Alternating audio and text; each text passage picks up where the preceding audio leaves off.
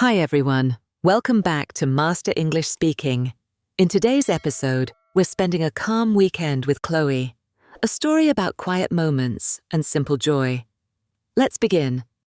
It was Saturday morning. I woke up slowly, with soft sunlight slipping through my curtains.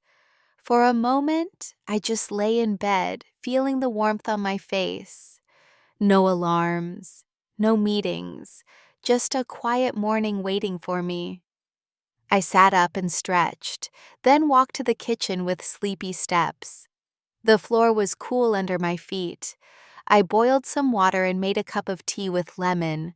I held the cup in both hands and walked over to the window. Outside, the world was already moving. A woman in a red coat was walking her dog. Two kids zoomed by on scooters, laughing as they went. The trees across the street shimmered in the breeze. Everything felt calm, but alive. I sat by the window and took a sip of tea. The warmth spread through my chest. I didn't need to be anywhere. I didn't need to do anything. Just this moment, the morning light, and the sound of the city waking up. That was enough. After finishing my tea, I changed into something comfortable. A light blue shirt, white cotton pants, my favorite weekend outfit, simple and easy, just like the day I wanted. I grabbed my bike from the hallway and stepped outside. The sun was higher now, warming the pavement and rooftops. I started pedaling down the street. The wind brushed gently against my face. My hair moved with it, and I felt light. I passed a small bakery on the corner. The smell of fresh bread floated through the air. A man stood outside sipping coffee. He nodded at me. I smiled and nodded back. The park was only 10 minutes away, but the ride always felt longer, in a good way. Trees lined both sides of the path. Their shadows danced across the sidewalk. Birds flew overhead. Children were playing near the fountain, chasing bubbles that shimmered in the sun. I rode slowly along the edge of the grass. A golden retriever ran past me, tongue out, tail wagging. Its owner jogged behind, laughing. I couldn't help but laugh too. I stopped near a large oak tree and leaned my bike gently against the trunk. Then I sat down on the grass and took a long drink of water. Everything around me was alive, but not loud. It felt like the world was breathing with me. And for once, I wasn't in a hurry. After resting on the grass for a while, I walked over to one of the wooden benches near the lake. It was still early, and the air felt cool against my skin.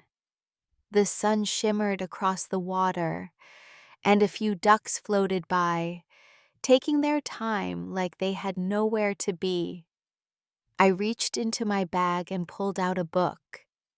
It was a story about two friends who traveled to a mysterious island. I had started it last week, but today felt like the perfect time to read again. I opened the book, turned to my folded page, and began. As I read, I could still hear the sounds of the park around me, a dog barking in the distance, the wheels of a stroller rolling over the path, and soft laughter from a child chasing butterflies. Now and then, I looked up from the pages. An older couple walked by, holding hands. A little boy waved at me as he passed on his scooter. I smiled back, still holding my place in the story. The book pulled me in, but the world around me felt just as magical. Trees swayed gently. The sky above me was clear and wide. And for a little while, everything felt still, not empty, just enough. That moment, a book in my hands and the lake in front of me, might be the best part of my day. Around noon, I got a message from my friends. They had just arrived at the park entrance with food and a blanket. I waved when I saw them walking toward me, arms full of snacks and smiles. We picked a spot under a big tree where the shade was cool and the grass felt soft. Someone spread out the blanket while I helped unpack the food.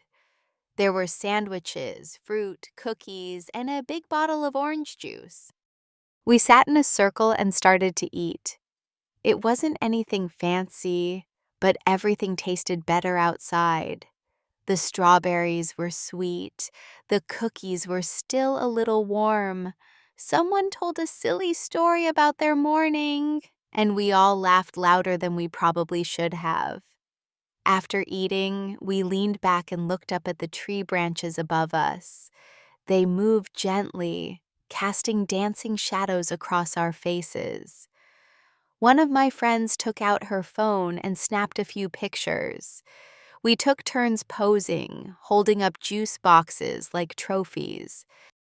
Then we played a simple game with a ball.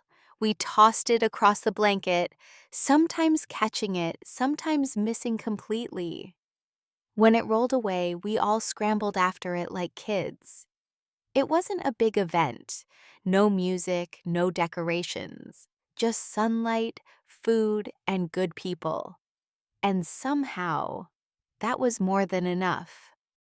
After my friends left, I stayed in the park for a little while longer. The sky had started to shift, soft blue turning into pale gold. I rode my bike home slowly, taking the long way around just to enjoy the quiet streets. Back in my apartment, I took a quick shower and changed into fresh clothes. Then I made a cup of tea and sat by the window again, this time with my phone in hand. I opened my video call app and tapped on a name I hadn't seen in a while. Emma. She lives in another city now, but we used to walk in the same park together every week. When she answered, her smile filled the screen. We talked about our weeks. I told her about the picnic, the ducks, the book. She told me about her new apartment and showed me the little cactus she's trying not to kill. We laughed, we paused, and for a while it felt like she was sitting right across from me. After we said goodbye, I stepped out onto the balcony. The sunset was soft and glowing.